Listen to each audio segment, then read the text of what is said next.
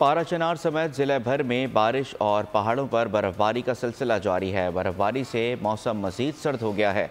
मजीद जानते नुमाइंदा बोल न्यूज़ हिदायत पासदार से।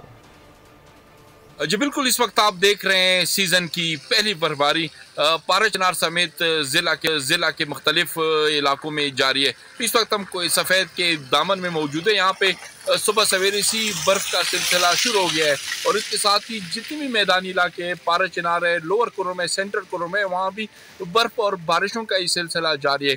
इस वक्त हमने ज़िंदगी में पहली बार देखा है कि दिसंबर और जनवरी की इतना महीना गुजरने के बावजूद भी ना बारिश हुई है ना बर्फबारी हुई है। तवील खुशहाली के बाद इस बर्फबारी से एक तरफ अगर मौसम खुशगवार हो गया, दूसरी तरफ इसे जो पानी की ज़खायर में कमी हो रही थी उसी भी काफ़ी फ़ायदा पहुंचेगा और जो फसलें हैं उनके लिए भी फ़ायदेमंद साबित होगी। महकमा मौसमियात के मुताबिक बारिशों और बर्फबारी का ये सिलसिला रवां हफ्ते भी वक्फों वक्त जारी रहने का इम्कान जाहिर किया गया है। जी ठीक है हिदायत, आपका बहुत शुक्रिया।